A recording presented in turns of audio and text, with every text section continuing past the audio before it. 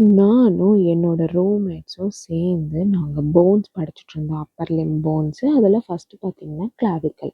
அப்படி நாங்க ரொம்ப தீவிரமா படிச்சுட்டு இருக்கும்போது, கிளினிக்கல் சைட்ல போனோங்க. அந்த கிளினிக்கல் சைட்ல பார்த்தா, ஒரு வித்தியாசமான வேர்ட் இருந்துச்சு. கிளியோடோக்ரேனியல் டிஸ்டோஷியா அப்படின்னு டிஸ்டோசிஸ். அது என்னன்னு எங்களுக்கு தெரியல. டக்குன்னு நாங்க வந்து ஒருத்தர்ட்ட ஹெல்ப் கேட்டோம். வேறு யாரும் இல்ல. கூகுள் தான். ஸோ கூகுளில் பார்த்தீங்கன்னா, கிளியோடோக்ரேனியல் டிஸ்டோஷியான்னு நாங்க போட்டு பார்த்தோம்.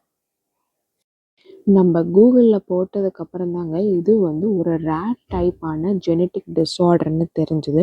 அது மட்டும் இல்லாமல் எனக்கு ஒரு அதிர்ச்சியான விஷயத்தையே நான் பார்த்தேன் கூகுளில். என்னன்னு பார்த்தீங்கன்னா, நம்ம நெட்ஃப்ளிக்ஸில் இப்போ பிரபலமாக ஓடிட்டுருக்கிற டாப் 5ல இருக்கக்கூடிய ஸ்ட்ரேஞ்சர்ஸ் திங்ஸ் அப்படின்னு வெப் சீரியஸில் இருக்கிறதுல ஒரு டஸ்டின்னு கேரக்டரை ரோல் பண்ணுற அந்த பையனுக்கு இந்த டிஸார்டர் இருக்கு அப்படின்னு நான் அப்பதாங்க கேள்வியே பட்டேன். ஃபர்ஸ்ட் பார்த்தீங்கன்னா, இந்த கிளியோடோக்ரேனியல் டிஸ்டோஷியா பத்தி வாங்க தெரிஞ்சுக்கலாம். இந்த டிஸார்டர் பார்த்தீங்கன்னா, நம்ம ஜீன்ல இருக்கக்கூடிய அந்த டிஎன்ஏன்னு ஒரு செக்மெண்ட் இருக்கு. அதுல ஏதாச்சும் மிஸ்டேக் ஆனாதான் இந்த மாதிரி டிஸார்டர் வரும். அண்ட் இந்த டிஸார்டர்ல பார்த்தீங்கன்னா, 3 விதமான சிம்டம்ஸ் நமக்கு கொடுக்கும். என்னன்னு பார்த்தீங்கன்னா, ஃபர்ஸ்ட் இந்த காலர் போன் இருக்காதுங்க.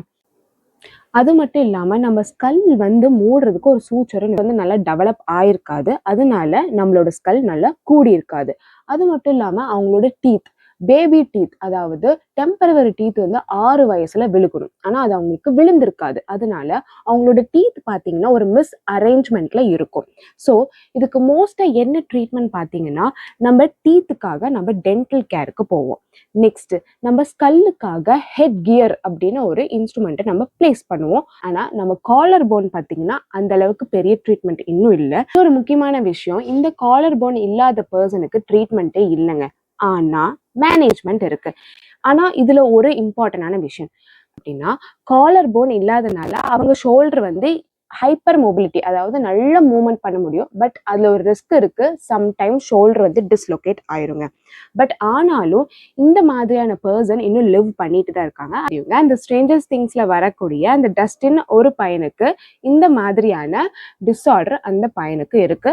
இந்த மாதிரியான இன்ட்ரெஸ்டிங்கான ஃபேக்ட்ஸை நீங்களும் தெரிஞ்சுக்கணும்னு நினைச்சீங்கன்னா இந்த சேனலை ஃபாலோ பண்ணுங்க.